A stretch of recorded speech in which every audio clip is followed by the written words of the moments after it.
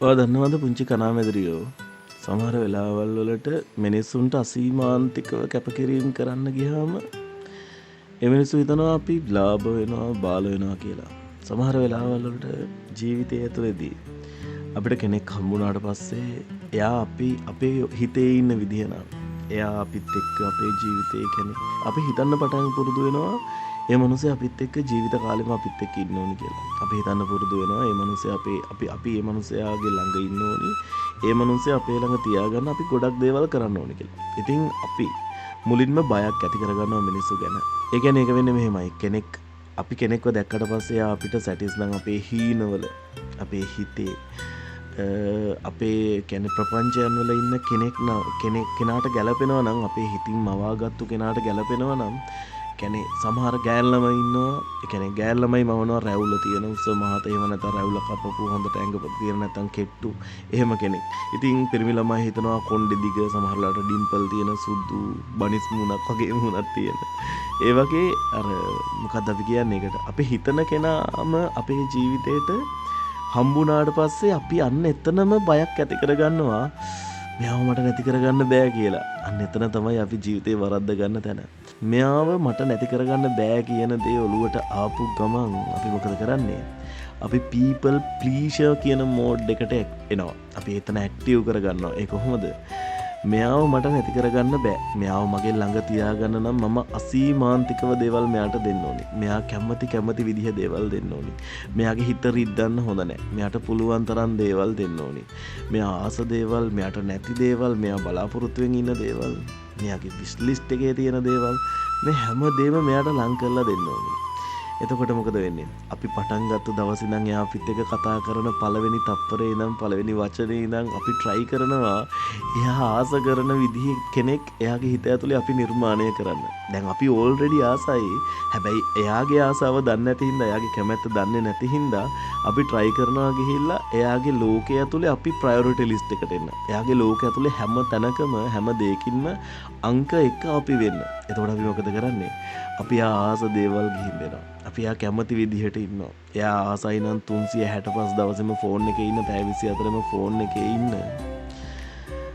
අපි යත් එක්ක මේ විදිහට ඉන්නවා. එයා ආසයි නම් ඇවිදින්න යන අපි යත් එක්ක ඇවිදිනවා. ඒ විතරක් නෙවෙයි. එයාට නැති දේවල් අපි ළඟා කරගන්න. එයාට නැති එක්ස්පීරියන්ස් තෑගි බෝග ටෙඩි බෙයාස්ලා මේ මල් මේ හැම දෙයක්ම මම මේ කතාව කියන්නේ අමුවෙන්. මොකද කාටවත් ඇහෙන්නවත් තෘප්තිමත් වෙන්නවත් නෙවෙයි. මම මේ කතාව කියන්නේ ඔයාලට අමුවෙන් අපි හිතන පතන විදිහ ගැන. සමහර කාල තිබ්බා මමත් ඒ විදිහට ගොංකම් කරා. සමහර ගොන් වැඩ තියෙනවා අපි සුපිරියටම කරාට පස්සේ තමයි තව මිනිස්සුෙකුට ඇඩ්වයිස් එකක් දෙන්න පුළුවන්. ඉතින් අපි හිතනවා අර කෙනා නැති වෙයි කියන බයට අපි යා කැමති දේවල් කරනවා. ඒ කියන්නේ මේ මිනිස්සයව උණුසුම් කරගන්න අපි අපිට ගිනි තියා ගන්නවා. අවසානයේ මොකද වෙන්නේ?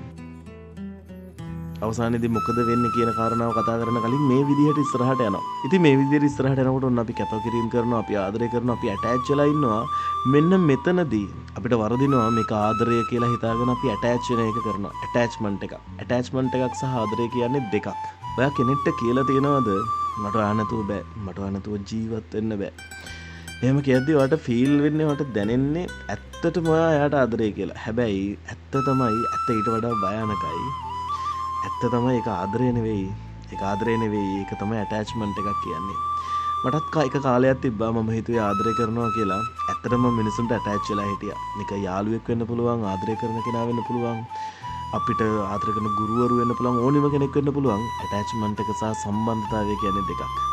ඇටැච්මන්ට් එකකදී මිනිස්සු නැති වුණොත් අපි කඩාගෙන වැටෙනවා. ආදරයකදී එහෙම නැහැ. ආදරයක් ඇතුළේදී මේ මිනිස්සු නැති වුණොත් අපි යාලට ආදරය කරනවා සහ අවබෝධයෙන් අපිට ඒ තැන්වලදී සමු දෙන්න පුළුවන්. මේ ඇටැච්මන්ට් එක සහ ආදරය කියන අතර ලොකු වෙනසක් තියෙනවා. හાર્ඩ් බ්‍රේක් එකකට පස්සේ තමයි මේකේ තේරුම හරියටම ආගේ ඔලුවට යන්නේ. ඇටැච්මන්ට් කියන්නේ වට කෙනෙක් නැතුව එම්ටි වෙලා යන ෆීලින් එක. ඒ කියන්නේ කෙනෙක් නැතුව ඔයාට ජීවත් වෙන්න බෑ. ඔයාට හිස් තැනක් හැදෙනවා කියන ෆීලින් එකට තමයි ඇටැච්මන්ට් එකක් කියන්නේ. ඒක නැති වුණාට පස්සේ ඔයාට දැනෙනවා ඔයා කඩාගෙන වැටෙනවා. ඒකට තියෙනවා බය තියෙනවා, ඉන්සිකියුරිටි ෆීලින් එක තියෙනවා, කන්ට්‍රෝල් එකක් නැති කතිය තියෙනවා. ඔය කෙනාව ලොස් වෙයි කියලා, ඒ කෙනාව නැති වෙයි කියලා බය ඔයාගේ හිතට දැනෙනකොට ඔයා මාර විදිහට කලබල වෙනවා. ඇටැච්මන්ට් කියනකොට ඔයාගේ ෆෝන් එක චෙක් කරනවා, රිප්ලයි ලේට් වුණාම පැනික් වෙනවා. ඔයා කායිකද, ඒ මනුස්සයා කායිකද කියලා ඔයාට සැකයක් තියෙනවා. ඔයාගේ සතුට සම්පූර්ණයෙන්ම එයා hina වෙනකොට ඔයා hina වෙනවා, එයා අඬනකොට ඔයා අඬනවා, එයා මගාරිනකොට ඔයා කලබල වෙලා වේදනාවට එනවා, තරහ යනවා, ඔයාට කේන්ති යනවා. මේ හැමදේම සිද්ධ වෙනවා. ඒකට කියන්නේ ඇටැච්මන්ට් එකක් කියලා. ඒක ලව් ෆීලින් එකක් නෙවෙයි. ඒක ඇඩික්ෂන් එකක්. ආදරය කියන්නේ එහෙම දෙයකට නෙවෙයි. කම්ප්ලීට්ලි ආදරය කියන්නේ වෙනමම ලෙවල් එකක්. ඔයාට ඒ කෙනා ඉන්නකොට ලයිෆ් එක හොඳ වෙනවා වගේ දැනෙනවා. හැබැයි ඒ කෙනා නැති වුණත් ඔයා කඩාගෙන වැටෙන්නේ නැහැ. ආදරය කියන්නේ නිදහසට, විශ්වාසය තියෙන තැනට, ගෞරවයක් තියෙන තැනට. එයා ඔයාව කන්ට්‍රෝල් කරන්නේ නැහැ. ඔයා එයාව කන්ට්‍රෝල් කරන්නේ නැහැ. ඔයා එයාට සපෝට් කරනවා. එයා ඔයාට සපෝට් කරනවා. මට දවසක තේරුණා මම කියපු එක වචනයක්. මට ඔයාව නැතුව ඉන්න බෑ. මට ඔයාව නැතුව ජීවත් වෙන්න බෑ කියන ඒක රොමැන්ටික් ලයින් එකක් නෙවෙයි. ඒක රොමැන්ටික් සිතුවිල්ලක් නෙවෙයි. ඒක සම්පූර්ණයෙන්ම ඔයා ඇතුලේ තියෙන, මං ඇතුලේ තියෙන දුර්වලතාවයක් කියලා. මම ආදරය කරලා නෙවෙයි, මම ෆියර් එකක් එක්ක ප්‍රොටෙක්ට් වෙලා කම්ෆර්ට් සෝන් එක ජීවත් වුණා කියන එකට උත්තරයක් තමයි එතන තියෙන්නේ. මට ඔයා නැතුව ඉන්න බැයි නම් අපේ ජීවිතය ඇතුලේ කිසිම දෙයක් නැහැනේ. අපේ ජීවිතය ඇතුලේ මොන රෙද්දක්වත් නැහැනේ.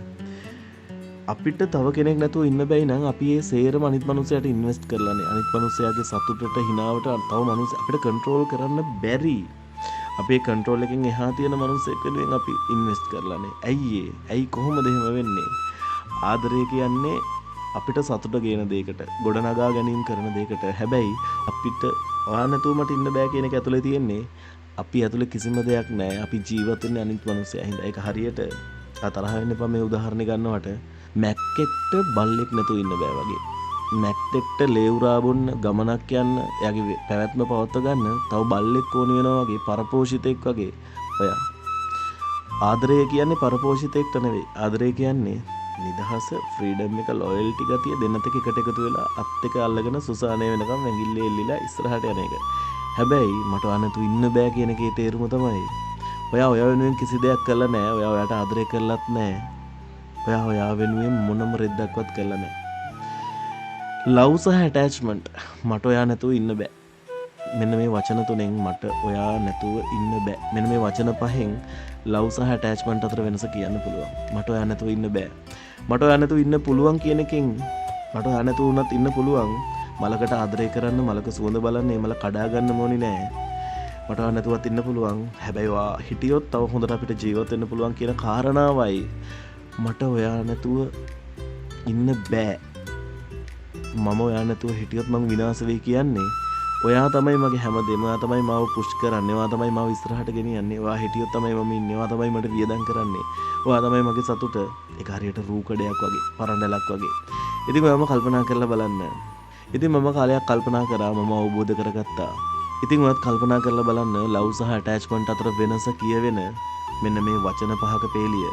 මට ඔයා නැතුව ඉන්න බෑ. මෙන්න මේ වචන පහ ඇතුලේ ඔයාට තියෙනවා ලොකු ගැඹුරු අර්ථයක්. මට ඔයා නැතුව ඉන්න බෑ කියන්නේ එතන ආදරය කරන්නේ නැහැ. එතන තියෙන ඇටැච්මන්ට් එකක්. මට ඔයා නැතුව ඉන්න පුළුවන්. හැබැයි ඔයා හිටියොත් මගේ ජීවිතේ තව සාර්ථක වෙයි වගේ ඇතුලේ තියෙන්නේ. මේ වගේ දේවල් ඇතුලේ තියෙන්නේ. මේ කතාව ඇතුලේ තියෙන්නේ ආදරය. ඉතින් something like that channel එකත් එක්ක සම්බන්ධ වෙලා හිටපුවාව ගෞරවයෙන් ආදරයෙන් පිළිගන්නවා. ඉතින් තවත් මේ වගේ වීඩියෝ එකක් අරගෙන එනකම් ලස්සනට ඉන්න, බාගෙට කාපු මාර් බිස්කට් එකක් වගේ hina වෙලා ඉන්න. අට පුළුවන්. අට good luck පුංචි කුඹියෝ. අට good luck.